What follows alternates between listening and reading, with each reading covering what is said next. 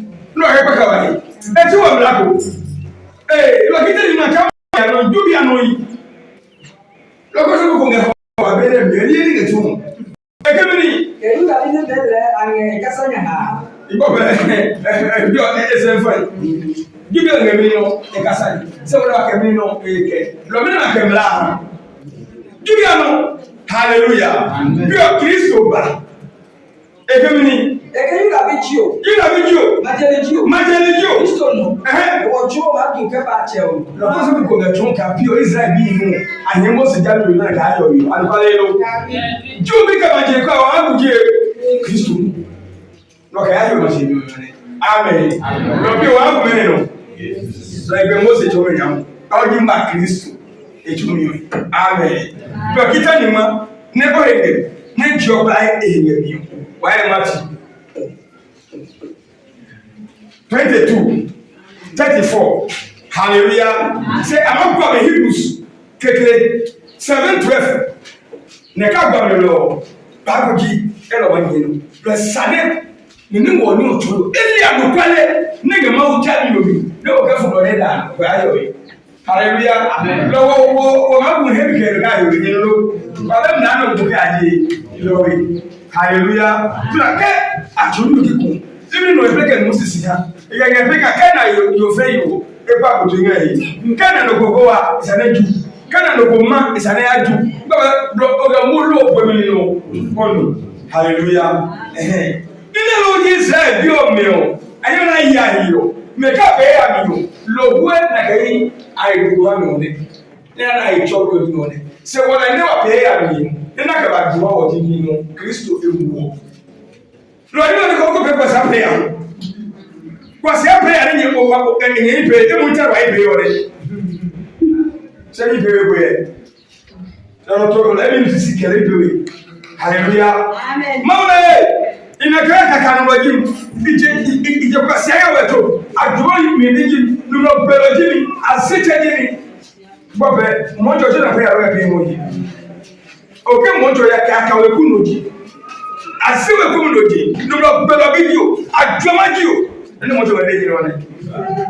Hallelujah. I got to go home was a deal. Ojo mo se agba no ojo mo se agba no ka jo ma ni mo le hallelujah lo ni ko pe wa sa prayer ni lo adwo lo ni ni duro wo wa na wa le ka ko ne do ko hallelujah le la se mo de lo ko le ba be ka ka no ju be no le jo no ni Kristo ne ya ka we ku lo ji wo ne we ko mo ka se ke de ba ku ka lo we ke en te ko be wa bla ase we ku so hallelujah amen se bra se Kristo we ku mi we ko ejo o ba ba yo de ke ka ka no ju ko le jo e ke mi ni ai ka ne ke mi bi a o mi o bi ba o ka no le ji ni ma ke yo mi ni o e ka ke attack o so fo ye mi bra to mi o ja attack o so fo ye mi bra to mi o la ya ka attack e blam la ya ka attack e blam lo pita ni ma na ga bo si o bi le jo so fo nge aro hallelujah lo ke o ye ndo second Moses 30 o mana ngale yoka mauche aro ne edie Moses ken epole ko ne be so ma hallelujah amen lo so fo no ne di aro ndo le juweni le so re chomienge ne ze be ka atuni yo ababa no mi numa na ma one na ma ka ke ba because of le juweni e ka zuba mu na gba na we po bi mu achi le ku tele ma ga mu abire e ma je o je ma yo hallelujah amen wala bene no menye ha e kemini what tell challenge e tell no no e kan no Hebrews gata go so for yemi yo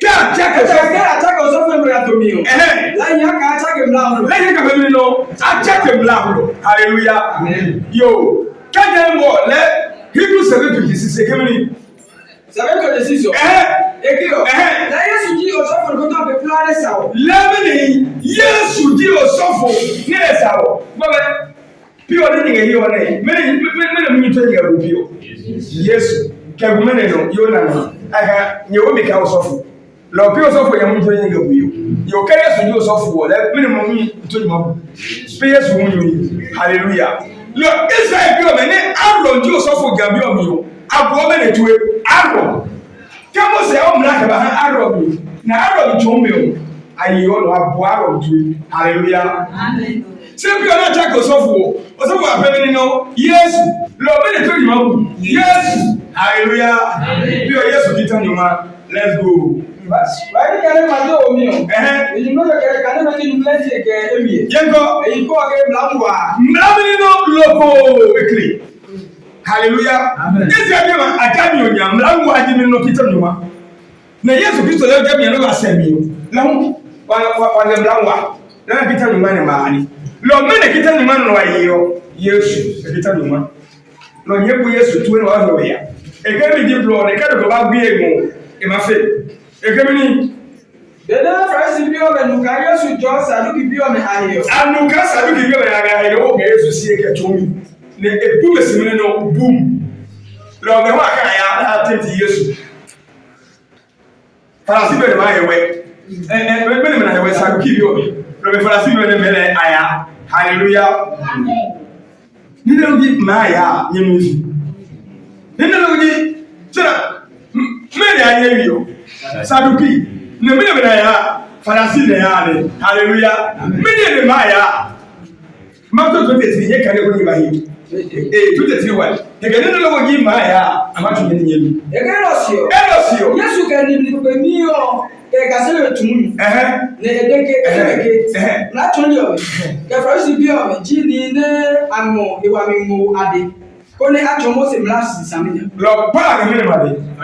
Hallelujah. Lo la ke sa ko ki bi o. Wo power to na be no waya aya waya ne ya no eke bene Francis bi o me nuka Yesu jo Saduki bi o me ayo alabo ayanya ga ke ati nuka ke ne ji platform lo bi le ngana jo ne de ko gele bi mu ne ga kale ne ga bi abi no ga kale ga ko ne ga ene ni lo e bi le ke e bi e ke to lo la de ne pekulane mrate ne pekulane e ga mrande kam mrango akula ajibini no kita nyumare lo mono bano ne mrate ne pekulane mo to ko waye kali Yesu ni pe ne e atolo ko ne de o amagba ka mo se wo bi o hia e ke meni Yesu lo ke e de me ke o so nyanche o ma wo o wajami e ki yimi no love wajami e ko yimi no sumi lo ke lo ye Kristo jami onya mini ne ye sumi lo ka so be no lo pe la ka ke yi e ba lo ke si o yimi no ni le o e ma no ne lo le mi no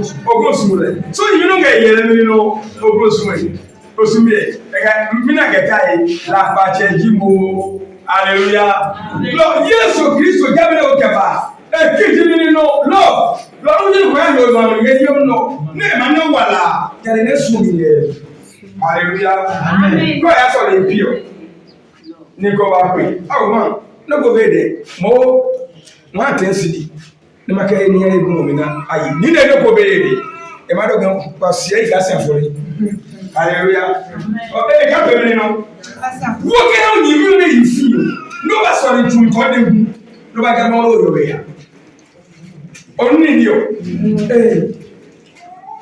lo ni Farasi bi o be ha ana Yesu li gogo na Yesu ke o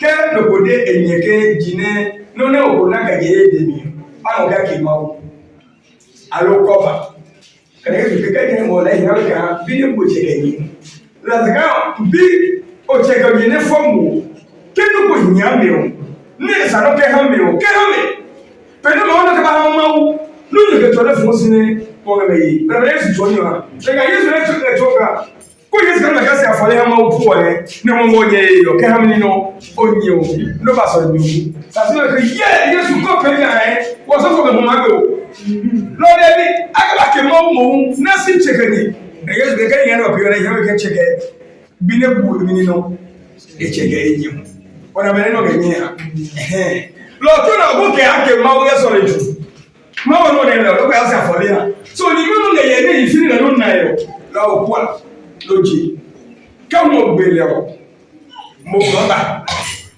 ne ka awe e ya ke maso na pe o le o ko ba do ya no afo ya ya yo ma o ma ye ni gele ju lo papa wa pe o mi no wa ni me ko pe o ni me lo pe ha o pe o e ke mi ni e no e o de bi Matthew e ke o ati no ka ke ne tim la cholo bi le munyu ne ke kale e bi le ke cholo na te ne be kula ne Yesu no ke so no che o ma wo ka ojuju ko so ma wo ka okikula e be wo ja yo alibua ko so ma wo ka okikula be wo ja hu ya ke o kula cho ke o kula o tumi cho ko o tumi kula e lo ha fi ne mo no ya o ya bloke ya ko ya o so ma ko mi no ojú olùdọ̀jú kẹ́ọ̀kìlá yẹ kẹ́ ọ̀rẹ́ nìkọ̀ẹ́ kẹ́sí ọ̀ yẹ bàárẹ̀ yẹ fún ẹ kí ìgbà ní èyàn mi akẹ́ mẹ́lẹ̀ nìbí yẹ òkìlá Agambe ni be ye wo kla. Ma che mi no ye wo kla. Na we no we bore a che wo kla de ye wo kla. Mini go nya ne ma be am. Alo mini de ki be am no ma de ki adwa to no na ma he. Ole ya ya che wo kla. Ona. Ekino sunyo choba wo kla o twemi ka on no to kla. Lo na bo mo meni ma ekemini elo ni mla Yesu kelo ni mla ni maki yangi ekemini kemla ni kele kula kemla ni kele me kula kemla na Yesu yo nga ka ja mla ni Yesu yo me nga ka ja no so o de no no ka bo so mo ni che ori ibo be ka hume molitiyi o ma ye robeni o ma ye ni kono mo to ne enaiwa yo ga ka hiye ma enyu no nyimi ko ba ne kwa le ko wole ma go ma de ke ma abosu no ma chi ni ho ma yo nyimi ole onalo abosu nyimi ka no so ni no o yi no lo no bo e no yi wa yo ko wa nyimi ole ho ni no yimi ana ke ye ne so le ka no ko ne ta de nyu ne enyimi be ko ga ya be ni no agbata de ni hallelujah limi isubronya ni ye aye go je small boy ko nyumui the sika blow ya na wa shi gwa ni o kin ni twembe de no fenda no wa shi na ngai angai na ayi ewe ka blow se ko ma yo e ka takasi ba no ga wa shi osi ko mana cho papa ina fu le to ya e ba go ma ye ni lo ka je ma go to ya ba ka so ni no to hallelujah se ko to na ga esi ba esi ke de we no lo ni bye bye wa to 5c ni e bi ota ige fun wa chi o nigga sorry yo eye gbe keke ni emu hallelujah ne ye gbe keke ni no emu keke ko na ina misi emu ye ko na go se bi hallelujah o le Yesu ki o mu ye yo ha mi no ni ne iyi inye ye egu ni wo tare ni me peka go iro ya so le peka ni wo ko up and down so le mula no akwa so le wa ye ba uta kana ina bloke small boy ko ne ba nyim ewitade kele ko to wa ni wo na ko to esa po pe mi hallelujah ni ku to so ni ko ni ke ba le bro suji ayi de ke no ke ha no ko to fa no ke ha no mo ye ka wo ma na nge ni de yin akama ye ka wo ma na nge Chabi ko ma akama wo ha ajeji oje o akama wo ha hallelujah lo wa pe wa ni me papa Yesu ja ni oji lo wole e ke mi ni Mose mla ke chomi ne ba le chon to da si ne mla enyo no me lo Kristo kita ni ni mo ko de ko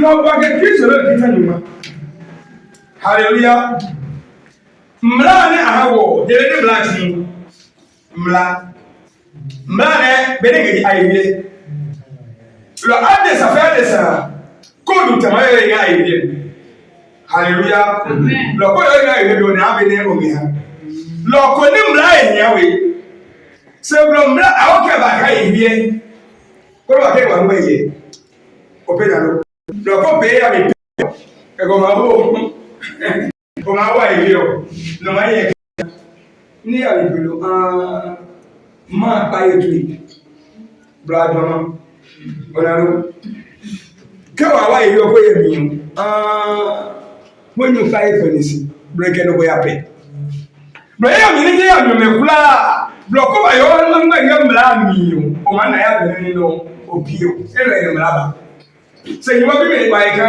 Abraham Isaac ni ke Jacob me ke no ke na sa ka yo ya ni jela kita ni mage ana kita no ma sajama una wo be ahema una ye lo no e ma wo yi ni ma wo nge kompom ka sa ni mo nke hallelujah first Peter 2:9 ne ka ni eso tuna yo ese jele ni lo ba chodo ma una di ba ba no ko ba first John 1:8 yan wa ni protest ko ngeni testament ba ga ya be lo e no e yo ti mo de ke o ko bu e ya be lo mo abi no mi to ko ma de ke ne no ma no yo na ne yo na ko wa ka ka ni ke e ya be ri pe wa ga to e o tu mo Gogo nega.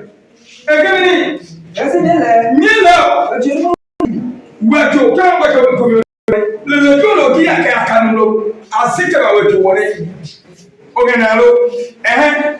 Ode. Ne echewa ka ba se weto wo mi yo. Ka ba wo ke. Ode. Ne be ode ita. E ba na bo mi no o sofo. Ma compro. Ka je ora no. Se ko tesi. E bi aka we ku mi. Ya kaka no gi no gberoji. Because of Jesus Christ, you will of your Lord, you go pay my better prayer. Hallelujah. Amen. A more day you. A Lord, only pay our way will create you. More than what you are done. But I used to pay my head Juma. Lord, in a Hamani Juway. You won't pay back a bone women. Near one more. Panaro, come and play with you. Ebo te pray tuwani no na de no tell you maka say no ni no neka ake sori no ko betu ka ege sori no be ni no neka sori ni e ma so no ta munya ka tumuni no neka mo na sani yo awe e mu o na ko le nyamuchi e ba pu mu yo ya na pray ape mu yo wori hallelujah e kemini kemini no emma Elani. Nechani. Ne divini ke baleni che ke pe yo. Ona. Gaga. Chona helo abalo. Ya bere yo helo. Ya bere yo. Yo ka ko misi. First John 1:8. Ena ma ka confuse mo le. O te si no. Ka confuse mo. First John 1:8. Ekio. Yo ba de ke yan ko be wa he. Ko ba de ke yan ko be wa he. Wani chema wa he bangasisi. Ekaja ka confuse mo ba. Eko ma ke le ko le se ke nyamo. Yo na so ni ya mo. Ko ma de ke yan ko be wa he. Le wo chona ya woni be. Bangasisi. Le mawe ankwale be wa. Ne mawe ankwale be wa. Lo ke yo na de ke wa ko be abere wa bu ya ka kan di mri yo. Yo na ga ka ni chi. Bro, benemo ba le Kristo no. Bro ba kai be ko do hisi. Ye be juno ju dano bi yo. Bro le wa kai yo. Jano wole. Kama ni kimi ye ko be. Se da lo kimi nge Kristo jami yo mi. Nya ni ngebo. Be ko do ni pe. Ne ga Paul ni ne kesi yo. Ka ka aka le ni se ne awe. Se be ni hisi. Pasari neji bro ga Kristo wa kai yo akwasiare waje wana ro wa kai yo akwasiare wa okomageje ga bele ache won o ga nsinu wa kai yo be komini lo pe se wa kai we be ne wa ga Kristo mi lo ni wa ga pe hallelujah amen bro ko kere politu sisi na yi eke adinye ni kan ya pe lo be bro ne mo wa se no lo gbe lo ajoma jo chade yo mo kan eyo mawu o le kan no beloji atoma jibi ya kaka no loji kwa sawa kuliji ipope na kan le kan ya belo be yo mama chi lo ka mo se go de ko mo lo jibi ya kaka no loji mo le atoma jo no beloji le sube ya ma chobe ne ma le ko kana be pe ya lo ke o ma lo le bi pe ni kan lo kan o ma na mo ko kan mu ge yo hallelujah. Loko kene Isaiah 58 kama zuba ekese no ni che biami ke no ni che gba gbemi o chabe lo tini ni ngela se go bio ya na go tutamini no wait o me na bege Gaza 3 nai nye no lo to na muju no o me ya du testament yo e apio bene Kristo e ba to e mololo oni no pe lo ko ma de ke pio no fonsilo bele so ba gbonwo jawo ju omo ya bele so ba gbonwo ya kaka no loju lo jo na so we ne ba go yere go ni ka ko ma de ke wo ya ko be wa yi bele Kristo ba le ba wo ya no kwale bi wa no se se wa ko ka wa le ka wo ka be mi no wa pe ya no asemu lo go ji e ba re lo ne ba go no wo pe ke ju an no go le mi no wa e cho ona lo ko go le ke mu mo yo lo ne ne du amu gbagbe lórí àwọn ọmọ mi o dumi o echine eleji hallelujah gata kami Roma eso na. Ekio. Leke jileke. Ani wo yuda bi wano ibe ni ba me lo. O itwe wo tu bi omo. Wano ibe no pa me ji ma ji omo ne. Ya David. Teacher bra. Peter. Ka wona ijo nya mo mo. Yuda bi ke ela bi jo so. Mejo anaya mi hewa mi osisi. Me kwa ga mi osisi. Yeah. Se ko le kaka. Tuna ko da pesa na ngano. Peter tu sabe sana ngare.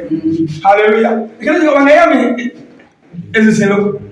Ko le ya mi osisi lo ba bom. Pe o ba je ya mi ni no eyi no. Yesu ba je wa ba je die eyi no. Lo bene belo lo ni ne ya no na ke kale lo ne. Ya. Na ko ne ma yo dio. Noko bene da. Noko bene de menino. Neda. No kake mbelu pobe. Nile loko bio. Noko bene la oseblo. Nyome seblo yala. Nyome seblo yala. Ne ba noko bene ni ma oseblo. Obena. Ego, noko bene ki obena nyame seblo. Sebi obena yi ba ngapega hiyo. Keke obena lo. Lo alo na nganga Yesu. Seblo. Jabe hemblo. Hallelujah. Amen. Egio. Mejo atrablo. Mejo abemi no atrablo. Yo no bere bio no da. No bere ngama o se da. No bere da. Me kula atrablo. No atrablo be no ya yo yego. Hallelujah. Amen. Hallelujah. Be ko mi no be pe ya no wo hi. Ya ka no gibiye. Se bi ora ibe jamu. Wanalo jampi olo e Kristo no mani de kemo wa joma jiu ya kaka no jiu no belogi Yesu fo. Hallelujah. Amen. Why Peter 2 why 1 Corinthians 1:30 ke 1 Corinthians 6:20 okay ipa 1 Corinthians 1:30 1 Corinthians 6:20 lo nyu fie ka me na bi meji o de bi meji wo Yesu you are bringing no darling. Egere mo ke mai wo. Se ko mo e fo buio. O Yesu wiki. Kana ni ba tun. Se na be no. Panalo. Se na be no. E lo yenu hebi ke. Lo ba ka ayo yo. Yenu hebi ke bi cha. Ka o nyemi. Ne nye ko yie ge na be ewu. Nyima na mi ka wo ya die. Wo ya die. Wa ayo we. Wa be la mi ya. Hallelujah. Egemini. Me to bi a o mi o. Ka no di mete o. Yego. Se ba wo nye keba. Mo ewo nye keba. Ko nye ke Kristo Yesu babo. Ni kama ni mai bo. Yesu Kristo babo. Ale Kristo ba pe wanile. Ni Kristo ba pe mini no. Lo ai tu no ki be planga we ki ka mini no Kristo. Ka gun Kristo no. Ka gun Yesu le no. Au pe wo ni le da. Oh. Ye hey bio. Wo on ba be ko sia bre e ko. Ya kaka bilogi ije ko sia ya we ko. O ga Yesu fo buwe. Ne ma wonje ma na ka mwasa na bo 400 ndi. Ya ka mo choro no ke. Pedro ka no ko ya. Police iba. Igbelo ko ketu. Iba ba ahan wo yi. Be no gbe no ko ndo. Kaba Yesu na no na ka gbe no ko na no mental agony. America awe ka o ma sin aye ka be. Ndoko ge e ko. Hallelujah. Egemini. Kagu Kristo no. Pe o ni no. Lo mu wa ba se Kristo me pi o e. Cha be lo di mo mu. Lo ni ko piti mo prayer ahun. Nyenu lo ni ko pe mu. Egemini. La pile be e ma komplo. Because children ma ni no ba se. No ka ge di mama se ni to yiri amai. Hallelujah. Another one. 6:20. Oya lo wasemuye lo mo la seye o na Yesu Kristo ba e ba bi ma oke ni mo mesemulo akere lo eno ya no be amunyu obe me wolo ma oke awo Yesu ki pope mu lo kura ha ne eyi mo ma do ha na pe lo na Yesu ma wa ka ti mu ji lo le o ne ba jandi ni ka wa ka ti o lo mu mo ji lo le wọ́n ló kọ́ ló pè é àwọn èèyàn wáyé fọ́nà mọ́ ọmọ ẹ̀ lọ́rọ̀ ìwé wáyé ní Yésù wáyé wọ́n máa dá Yo kaja ile mo mau no ka be mo ba yo hiyo na yembuo ne je ya bi na yembuo mo bunya no ne mau ke tusidi hallelujah amen ne ke ne ba go to ku ne ba je tusidi ne ewu ne wu e ba do wa si de ke funu ka ali no ka ba ati no ga pe ya bi ku wa si de bi no ba ke pe hallelujah ko ke mo nya ba first John 2:1 to 2 mana. E ke mi to yi go pay am. Se ka no mo yi tru ka pay am mi o he. E mi ma ta mi ha nye job me. Ona bere ni ha. Lo e wo hu ha o. E am hi wo. Ona lo ne ba lo nya fi ko ka foro ka do go be de e a pay e ko fu. Ne aka wo. Ba be ka bi wa ma u ja lo ne. O so foto we. O so be ya be. Yo kana pe ya mi sa mi no e ara no e mo wa ja no ko pe ya mi ero ko pe ya mi pa ka mi no sa no ya na se ko pe ya mi o ba he yo sika itun ite lo ya mi ka te ga blo mi lo ka pa ifa ko he si ko se ko ba ko en bege yo ni te ngo ni se ni no bulu je yo ni te ga yo ho e ba no lo chaka ba Big for ya. Lo go tell. Come ma o le do mi yo. Ololo. Le wo fi wo go tell. Wa ni tu na fa le. Le bro go de ki ni ya bi. Gamni. Wa ni ka ni ga go to bi a ni chano. Eke yo ye ba ka ni di mi le ni o. Awo he ni ke jo awe. Di bo be pi o yo. Be o mi no. Wo ke ga awe. Lọ́hìí yẹn mọ̀ ní ọ̀tún ọ̀kẹ́ kò máa ń tún yìí. Lọ́kì ọ̀lọ́wọ́ ó ní ọ̀tún ní wáyé bẹ́ẹ̀ jọ bóyè hallelujah lọ́rọ̀ kẹ́ni kò ní nígbà tó ní ẹ̀mú ẹ̀yẹ bẹ́ẹ̀ gíga ìyẹn fún yìí tó kó àjọ máa nà lẹ́nu ọ̀kọ́ yàrá ìkọ́ ẹ̀kọ́ yàrá ìjọ òun tó kẹ́yẹ owó ọ̀kẹ́kẹ́ kọ́ kẹ́yà ọba náà ń gbẹ̀ngẹ́ rẹ̀ yìí hallelujah ọ̀nà mi nìyẹn àbá hẹ́wọ̀ yéṣu ní sẹ́ ẹ̀hẹ́wọ̀ ní sìkáà ní kẹ́tù sí ní lọ ẹ̀ blọ mí ní ẹ̀mú ọ̀jì sìkáà ní aka mo so afole ko be ya me agbere o ga be no ka kwata lo le ki so ke e ma wo yin o be ke ombo hallelujah ombo Peter 2:24 First Peter 2:24 ma o ke no ko ma wo yin ka be no ombo hallelujah be ne ke yin lo le e ke mi ni so no ja tro ya mi o na lo e tro ya mi no yeah, mi ome. Nenu watu wananonga senchuno. Nenu watu wananonga senchuno. Ependo. Wakumu wa ilunga ya bi. Opena lo loko wa ete pasa. Oge pla. Wana lo. Ibe go tiam. Se bi pe mi ne pa hambu. 3:10 no. Ma fa no ko hambu. 3:10. That is. Lo pe. Gari me ko emu. Esa no he. So yi he no ga yo no ko he we yi. No ma o ja be he o ma to ko ka he ke. Esa no he ka. Mo Yesu Kristo bobo ya mi he. Lo ba ya dire mawu. He ka yo ni no le. Lo ko ya so me na ye ka ma Yesu. So ko he we yi o ma mo ka mo le o power ni mo ko ma do yo ya. No power e su no power. E su no ko bi ma ya. E ke ni Tete. Eke ni lo shuka. Jayu da bi amlano dolo ko amahe aiwami. Adiyeme. Ona. Lo ko buka mlano ma buka ayo ma se yo mi. Mini no. Bi na mo. Yo ko ke ingonya. Ato mla ko sunu. Ko ni pe no police ka sa ke bi. E ma do ke ola sense. Ko je hanele na e ma ko be to. Hallelujah. E ba ma do ke tayi.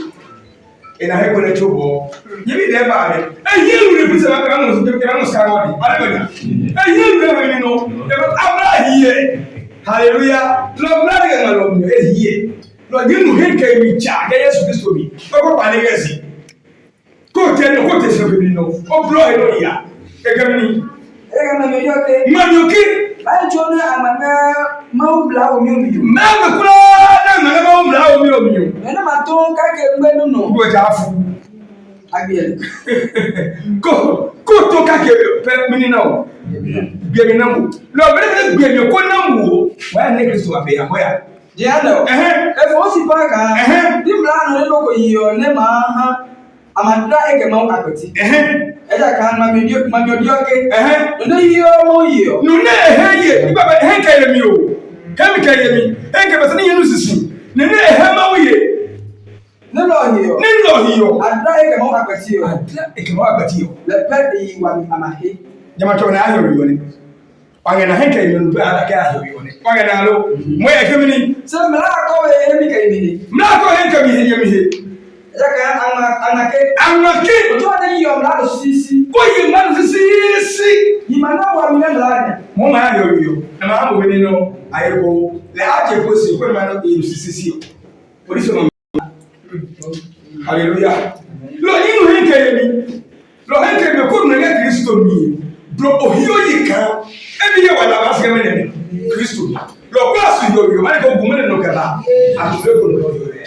One arrow. Yeah, I come in. I go here. Why here? Listen, I'm playing on the Abiel. Why here? Many are playing many. You even be a new people hanging on. Said Benadi. Look what I say. I can't go to no Belgium. Look what's wrong again.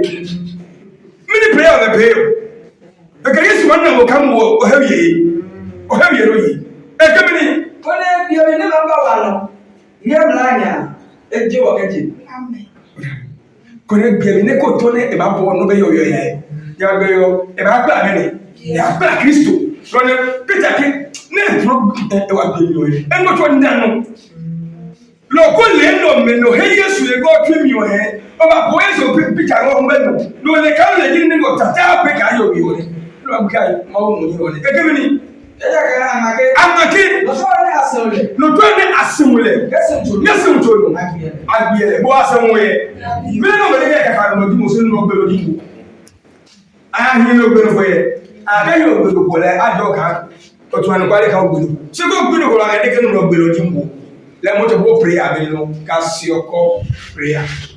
Mount Joe, Mount you know it. Amen. Yes, what you. Nene oka dwo mo ne do wa no sisi wa so mo apro so me ndo abom we we madam motum amen